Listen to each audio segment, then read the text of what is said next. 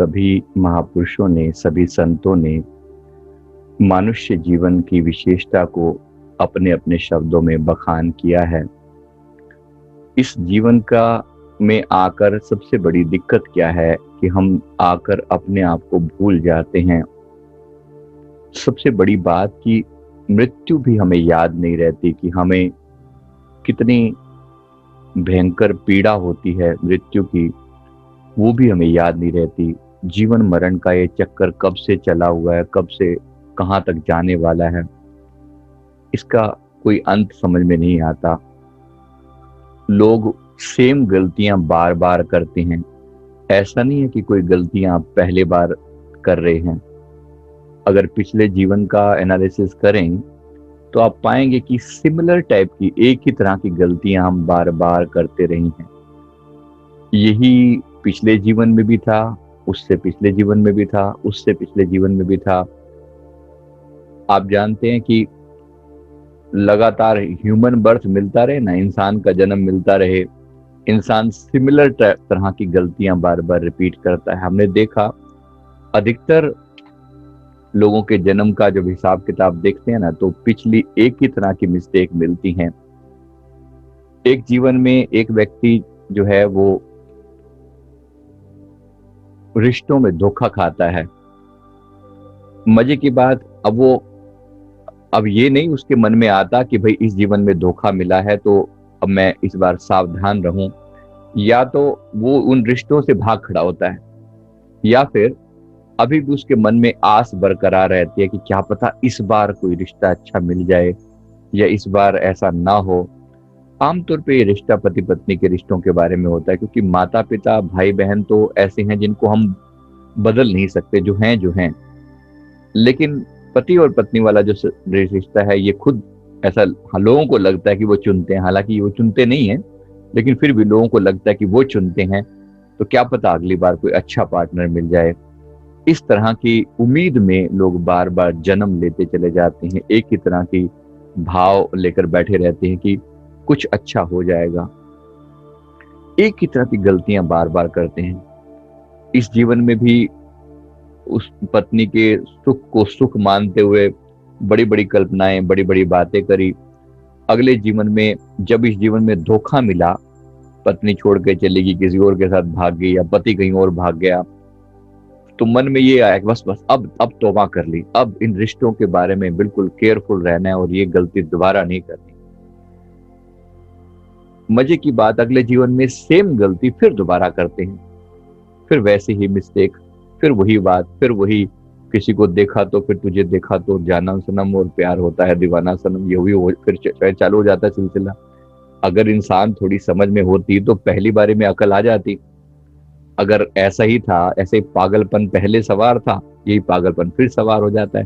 एक ही तरह की गलतियां करते करते करते करते इतना दुख आता है कभी कभी देखते हुए कि इंसान कहाँ मरा फिर रहा है ये। इनको इतनी समझ में नहीं आती कि वही मरता है, फिर जन्मता है, फिर मरता है, फिर जन्मता है, वही ऐसा एक सजा है। लेकिन उस सजा के वो ऐसा लग रहा है कि बड़े मजे ले रहा है।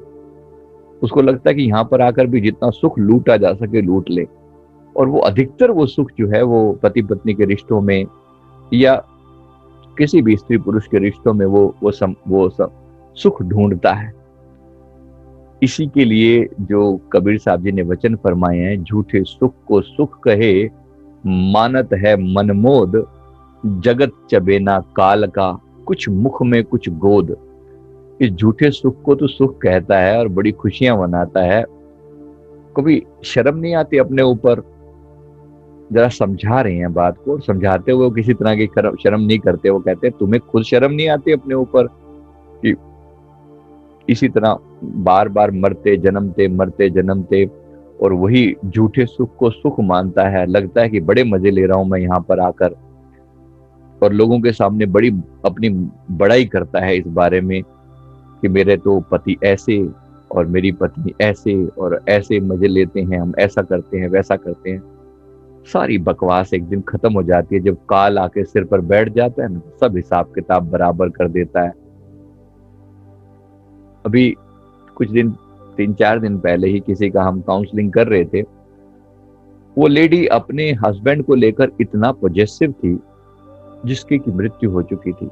मृत्यु के बाद तक भी वो पागल हुई फिर रही थी, मुझे कुछ भी ऐसा कर दो कि मैं यही पति अगले जन्म में मिले, कुछ भी ऐसा तरीका बता दो कि यही पति मिले, इसके लिए मैं कुछ भी करने के लिए तैयार हूं। कौन सी साधना करूं, कौन से व्रत करूं, कौन से तीर्थ करूं, क्या करूं कि यही मिले। अब इन अंधों को कौन समझाए, कौन समझाए कि तुम क्या मांग रहे हो? तुम्हें लग रहा है कि बड़े सुख पा लिए उससे? जरा संसार में बाकी लोगों को देख लो तो आपको पता चल जाएगा। अकल का कोई आखिर बेस तो होना चाहिए ना, आखिर ये पता चले कि तुम कितने सुख ले रहे हो। मन मान के बैठा होता है कि सुख यहां से मिल रहा है, जबकि जो समझ संत हमें दे रही हैं वो कह रहे हैं कि सुख अपने भीतर है। तुम सिर्फ प्रोजेक्ट करते हो कि ये स्त्री या ये पुरुष मुझे सुख दे रहा है। कौन सुख दे सकता है किसी को? कौन सुख दे सकता है? सुख आपकी आत्मा का स्वभाव है, आनंद हमारी आत्मा का स्वभाव है, हमारी आत्मा खुद सुख स्वरूप है। ईश्वर अंश जीव अविनाशी, चेतन अमल सहज सुख राशि। सहज सुख रूप है। अगर ये सिर्फ अपनी आंखों को अपने हृदय पर एकाग्र करके बैठ जाए ना तो सुख के भंडार लग जाएंगे। तो सुख स्वरूप है, सारा सुख अपने भीतर है। लेकिन इसके साथ एक सबसे बड़ी गलती है कि खुद को कुछ नहीं मानता, सब कुछ सारे, क्योंकि हमारे हमारे सारे के सारे सारे शास्त्रों में भी और बहुत सारे समझाने वालों ने भी ये गलतियां करी हैं कि तुम्हें तुम्हारी हस्ती को बिल्कुल नकार दिया है। तुम्हें कहा जाता है कि तुम तो गंदी नाली के कीड़े जैसे हो, तुम्हारी कोई औकात नहीं, तुम एक दिन ऐसे ही मर जाओगे, खप जाओगे। तुम्हें तुम्हारी महिमा नहीं बताई जाती कि तुम हो क्या।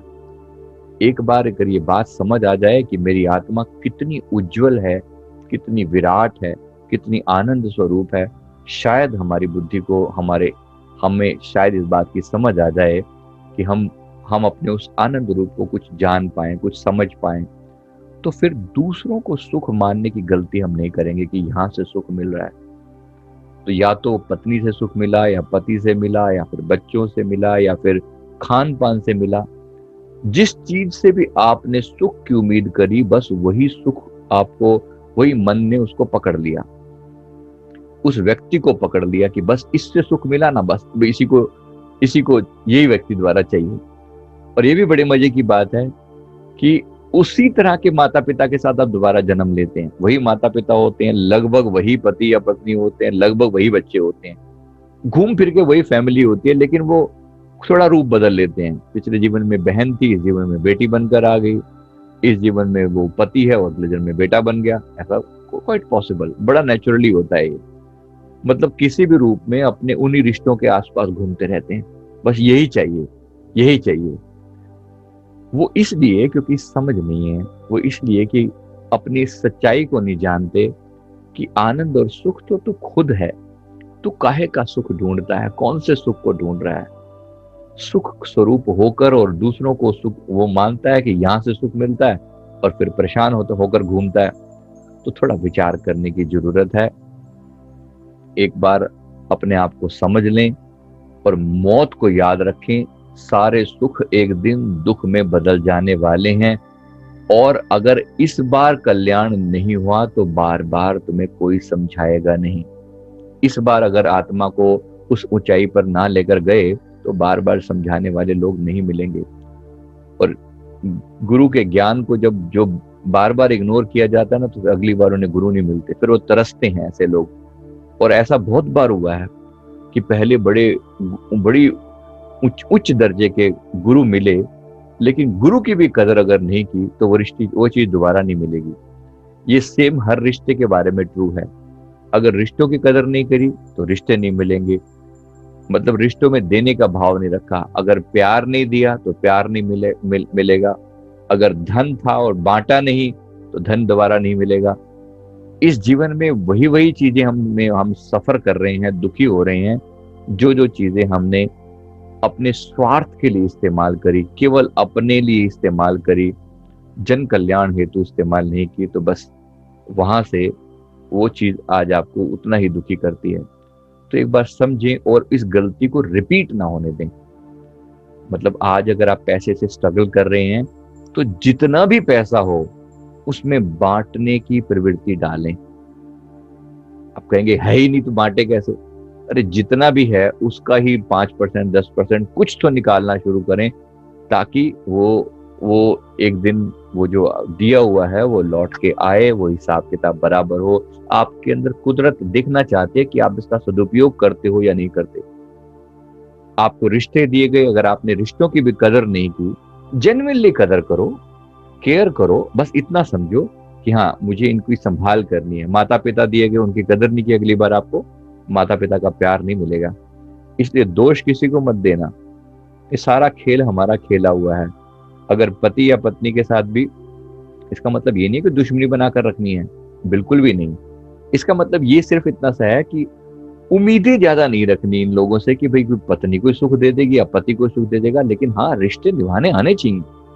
रिश्तों को अगर हमने नहीं निभाया तो इस जीवन में आपको रिश्ते नहीं मिलेंगे, आप अकेलापन फील करेंगे।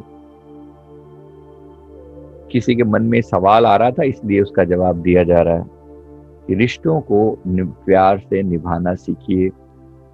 जो खान पीन मिला है अगर उसकी कदर नहीं की तो अगली बार आपको खाना पीना वैसा नहीं मिलेगा जैसा आप चाहते हैं, तो कम कर दिया जाएगा। आपका सारा हिसाब इस पर डिपेंड करता है कि आप बांटना सीखें।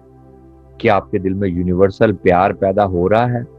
क्या आपका प्यार सीमित है, स्वार्थी हैं आप, या निस्वार्थ रूप से सबके प्रति प्रेमपूर्ण है? क्या जीवन में फैलाव हो रहा है, या आपका मन जो है वो सिमट कर एक पॉइंट पर एकाग्र होकर अपने देश के बारे में, अपने आत्मा के बारे में सोच रहा है, या फिर वो यहाँ संसार में फैल रहा है? आपकी जो कॉन्शियसनेस है, आपका जो प्यार था, वो किसी व्यक्ति विशेष तक सीमित रह गया है या वो फैल गया है जन कल्याण हेतु? क्या है, उसी के बेस पे आपका अगला जीवन तय होता है।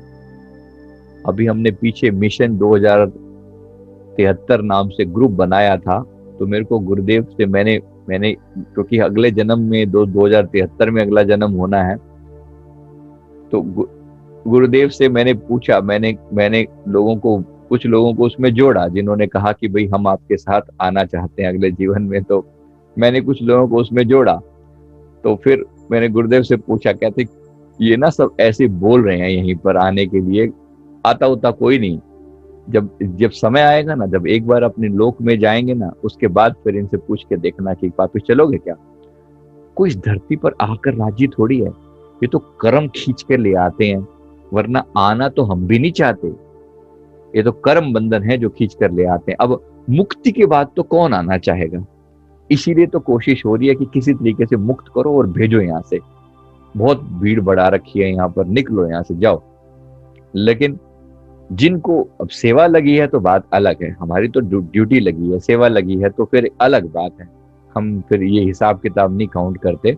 लेकिन मेन बात है कि क्या हम इस संसार में सुख मानकर बैठे हैं, यहाँ से कुछ लेने आ रहे हैं, यहाँ कुछ देने आ रहे हैं? अगर आप देने आ रहे हो तो वो मोस्ट वेलकम। लेने तो सारी दुनिया आती है यहाँ पर। कोई न बहरा उतते, जिसते पूछूं जाए, सभी जावे इतते, भार लदाए लदाए। कबीर साहब कहते हैं मैंने किसी को वहां से यहाँ लौट कर आते नहीं देखा, सबको यहाँ से वहां जाते हुए देखा है। सब दुखी होकर, रो रो कर, पिट पिट कर यहाँ से जाते हैं और तौबा कर करके जाते हैं।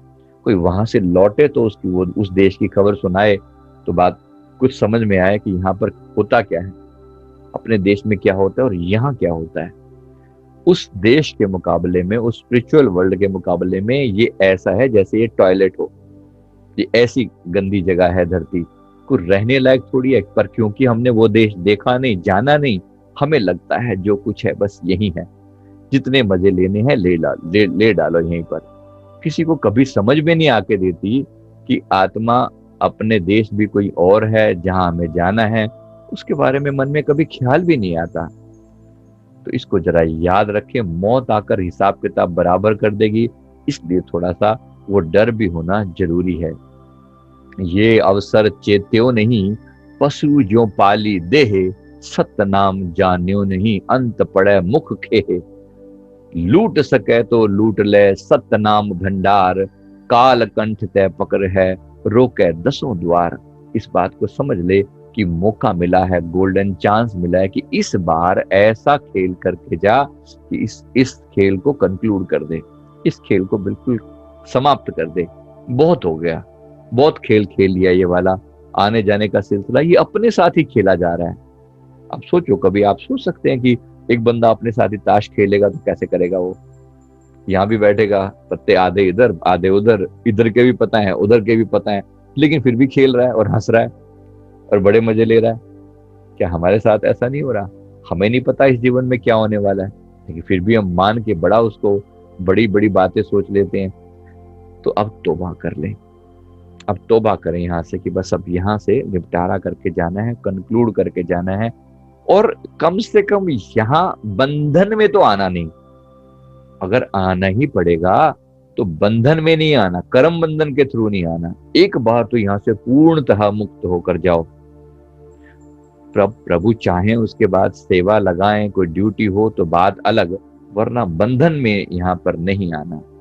तो जीवन की इस यात्रा को ढंग से कंक्लूड करना, और जैसे कबीर साहब ने फरमाया, बड़े जतन से बीनी चदरिया, ज्यों की त्यों धर दीनी चदरिया। जीवन रूपी चादर को इतने प्यार से तह लगाकर रख दो, जैसी आई थी वैसी की वैसी उसे लौटा दो।